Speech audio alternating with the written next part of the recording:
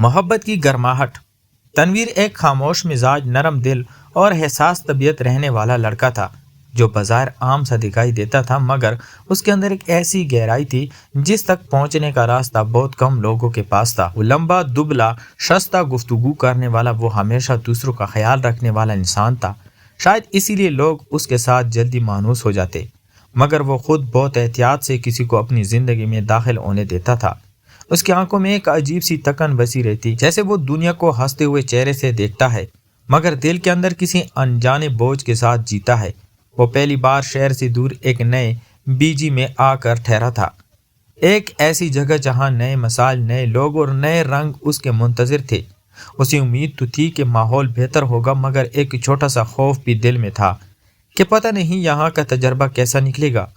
وہ اپنے بیگ کے ساتھ کمرے میں داخل ہوا تو اسے لگا شاید اسے سکون یہاں مل جائے گا، مگر اس کا سفر اس سے کہیں زیادہ پیچیدہ ہونے والا تھا جتنا وہ تصور کر سکتا تھا۔ کمرہ ٹھیک تھا، مگر اسے لوگوں کی ہلکی پھلکی آوازوں سے اندازہ ہو گیا کہ یہاں تنہائی کم ملے گی۔ بہرحال اس نے اپنے بستر پر سامان رکھا اور سوچنے لگا کہ نئی زندگی کو کیسے سنبھالے۔ تنویر کے سامنے جیسے ہی نیا ماحول کھلا، اسی لمحے اسے اپنے اندر عجیب سی گھبراہٹ محسوس ہوئی۔ وہ سوچ رہا تھا کہ یہاں کون لوگ رہتے ہیں، کیسا برتاؤ ہوگا، کیا اسے اپنی جگہ ملے گی یا پھر ہر دن کسی نئی آزمائش کی طرح سامنے آئے گا۔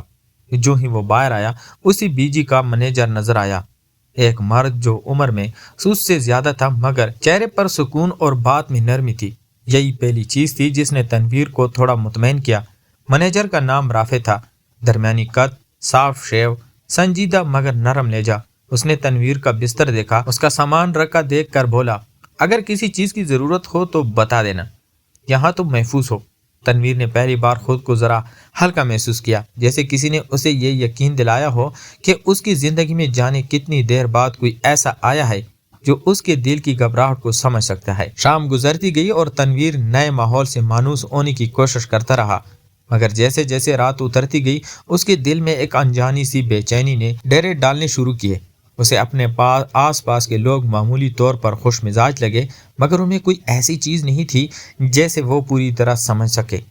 کچھ لوگ بہت قریب ہونے کی کوشش کر رہے تھے اور کچھ کی نظریں عجیب سی تھیں، جیسے وہ تنویر کے مزاج، اس کی خاموشی اور اس کی شخصیت کو غیر سنجیدہ انداز میں پرکھ رہے ہوں۔ پھر تنویر نے اپنی عادت کے مطابق خاموشی اختیار کیے رکھی۔ وہ کسی سے الجھنا نہیں چاہتا تھا اور نہ ہی کسی کو اپنے دل کی دنیا تک رسائی دینا چاہتا تھا۔ رات تقریباً 10 بجے رافع دوبارہ کمرے کے باہر آیا۔ اس نے ہلکے انداز میں پوچھا، تنویر سب ٹھیک ہے؟ تم نئے ہو نا؟ اگر گھبراہٹ ہو رہی ہو تو چل کر تھوڑی دیر چھت پر بیٹھ لیتے ہیں۔ تنویر حیران ہوا اور مطمئن بھی۔ اس نے ہاں کر دی، جیسے اسے کوئی سہارا چاہیے تھا۔ چھت پر ہلکی ہوا چل رہی تھی، شہر کی لائٹیں دور تک ٹمٹما رہی تھی اور تنویر کی اندرونی خاموشی آسمان کے سکوت کے ساتھ ملنے لگی۔ رافع نے اسے پانی دیا اور بولا، نئے شہر میں ڈر لگتا ہے، یہ بالکل نارمل ہے، مگر دیکھو کسی بھی نئے سفر میں لوگ اہم ہوتے ہیں، اگر انسان کو صحیح لوگ مل جائیں تو جگہ خود بخود آسان ہو جاتی ہے۔ تنویر نے پہلی بار اس کی بات غور سے سنی، جیسے یہ جملے براہ راست اس کے دل کی دھڑکنوں کو چھو رہے تھے۔ اسے حیرت ہوئی کہ ایک اجنبی اس کی کیفیت کو اس قدر باریکی سے کیسے سمجھ سکتا ہے۔ وہ چھت پر بیٹھے باتیں کرتے رہے اور تنویر کو لگا کہ رافع بھی کچھ ایسا ہے جو اسے غیر معمولی طور پر محفوظ محسوس کر رہا ہے، جیسے وہ پہلی بار کسی کے ساتھ کھل کر بیٹھا ہو، جیسے اس کے کندھوں سے کوئی نامعلوم بوجھ ہلکا ہو رہا ہو۔ رات جب اور گہری ہوئی، رافع نے اسے واپس کمرے میں چھوڑا، مگر جاتے جاتے اس نے کہا، اگر کبھی بھی کسی چیز سے ڈر لگے یا کوئی پریشانی ہو تو صرف مجھے آواز دینا، میں قریب ہی ہوں۔ یہ جملہ نہ جانے کیوں تنویر کے دل میں اتر گیا، جیسے اس کے برسوں کی تنہائی پر کسی نے نرم ہاتھ رکھا ہو۔ وہ اپنے بستر پر لیٹا، مگر آج پہلی بار اسے نیند اپنی مرضی سے آئی، جیسے کوئی انجانی راحت اس کے دل کے قریب بیٹھ گئی ہو، جیسے آنے والے دنوں میں اس کی زندگی بدلنے والی ہو۔ مگر وہ ابھی نہیں جانتا تھا کہ رافع کے ایک جملے نے اس کے اندر ایک ایسی کہانی کا دروازہ کھول دیا ہے جس کا رخ وہ خود بھی شاید نہ بدل سکے۔ ایک ایسی کہانی جو محبت، قربت اور احساسات کے سرحدوں کو چھوتی ہوئی بہت آگے تک جانے والی تھی۔ مگر یہ تو صرف آغاز تھا، اصل امتحانات اور اصل جذبات ابھی باقی تھے، اور یہ وہ مقام تھا جہاں سے داستان نئی شکل لینے والی تھی۔ اگلی صبح تنویر کی آنکھ قدرے باری احساس کے ساتھ کھلی، مگر دل عجیب طور پر ہلکا تھا۔ جیسے کل رات کی باتوں نے اس کے اندر کوئی ٹوٹا ہوا کونا جوڑ دیا ہو۔ وہ آہستہ آہستہ بستر سے اٹھا اور باہر آیا تو رافع پہلے ہی کچن میں چائے بنا رہا تھا۔ اس نے مسکراتے ہوئے کہا، صبح بخیر، تمہیں نیند نہیں آئی؟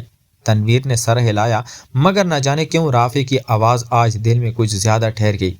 شاید اس کی نرمی، شاید اس کا انداز، یا شاید وہ خیال جو اس کی پچھلی رات اس کی طرف بڑھایا تھا۔ تنویر ابھی چائے لے ہی رہا تھا کہ نیچے پی جی میں ہنگامہ سا ہو گیا۔ ایک نیا لڑکا آیا تھا جو شاور روم کے دروازے پر کھڑا زور زور سے شور مچا رہا تھا کہ اندر کوئی ہے جو کافی دیر سے باہر ہی نہیں آ رہا۔ رافع فوراً نیچے گیا اور تنویر بھی پیچھے ہو لیا۔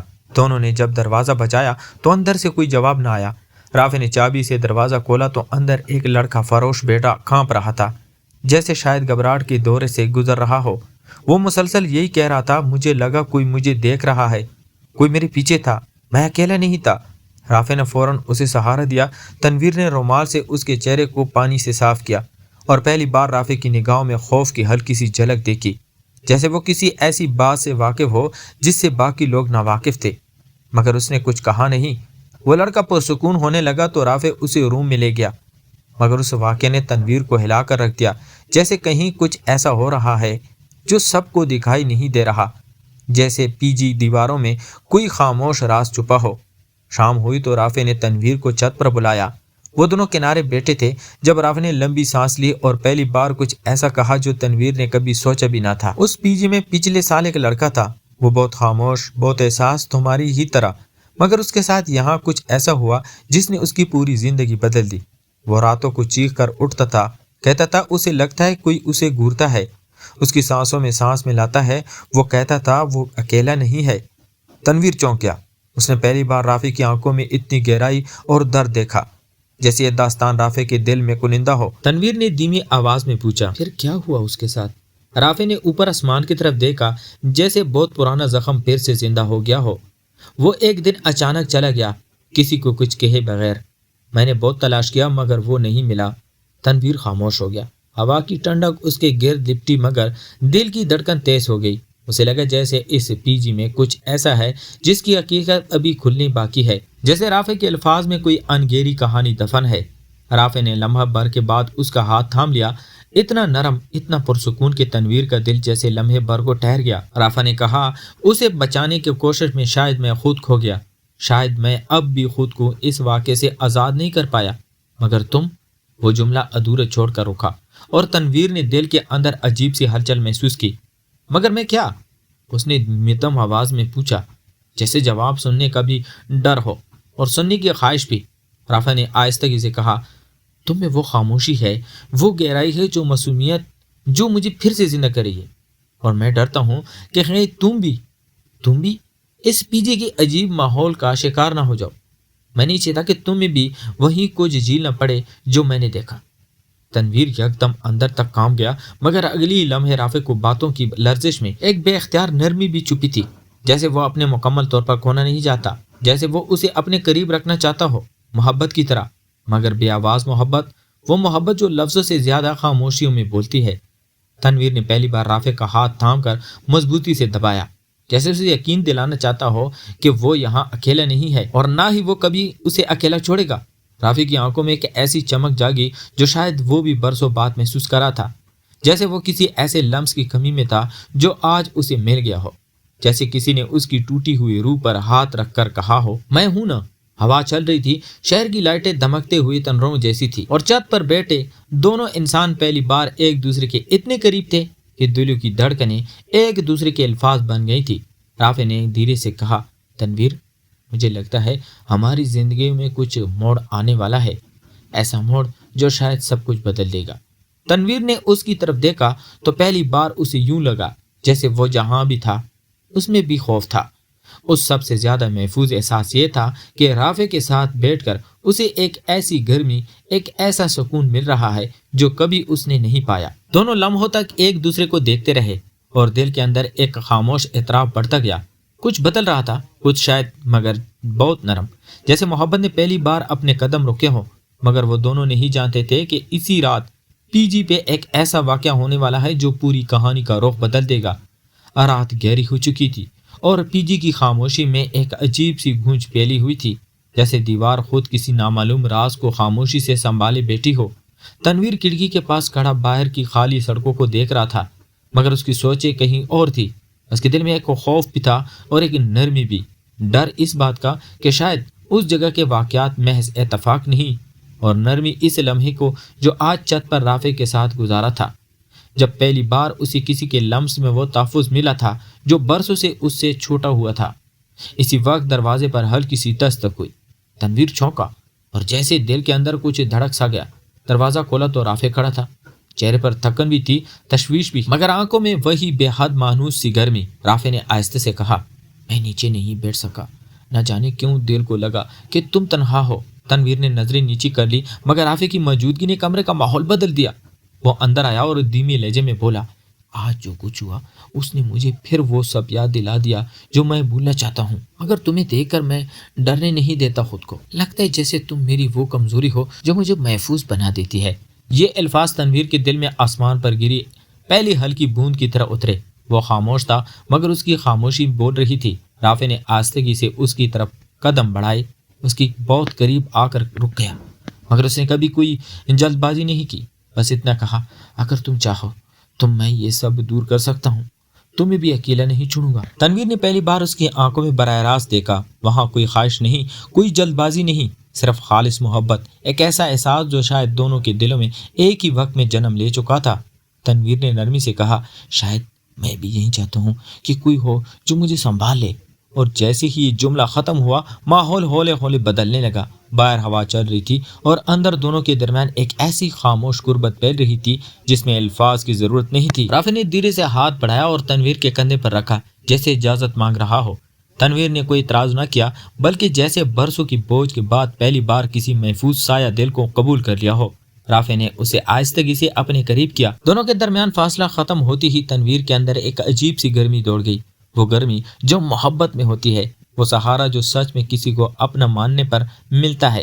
رافع نے اس کے ہاتھ پر ہاتھ رکھ کر کہا، تم میرے لیے بہت اہم ہو، شاید تم سمجھ بھی نہیں سکتے کہ کتنے۔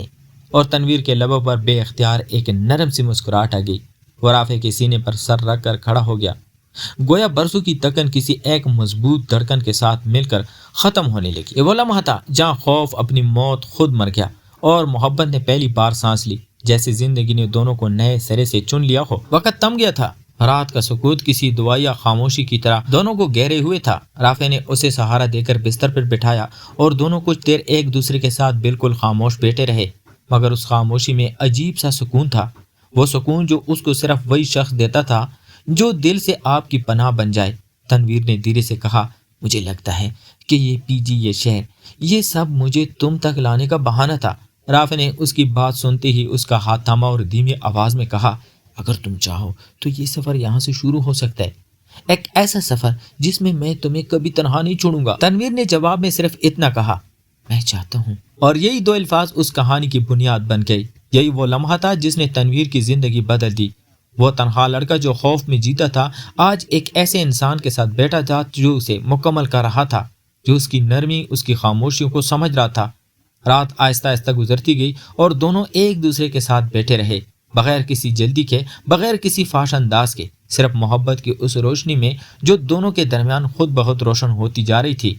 اور جب آخر میں رافع تنویر کو سلاتے ہوئے ہلکے سے بولا، کل کی صبح شاید کچھ نیا لے آئے، تو تنویر نے آنکھیں بند کرتے ہوئے پہلی بار یقین کیا کہ ہر خوف کے بعد محبت ضرور آتی ہے، بس صحیح انسان کا انتظار ہوتا ہے۔ تو پیارے دوستو، کہانی جاری ہے۔ اگر آپ کو یہ کہانی پسند آئی تو لائک کریں، کمنٹ کریں اور چینل کو سبسکرائب کریں تاکہ اگلا حصہ سب سے پہلے آپ تک پہنچے۔ آپ کی سپورٹ ہماری ہمت بڑھاتی ہے۔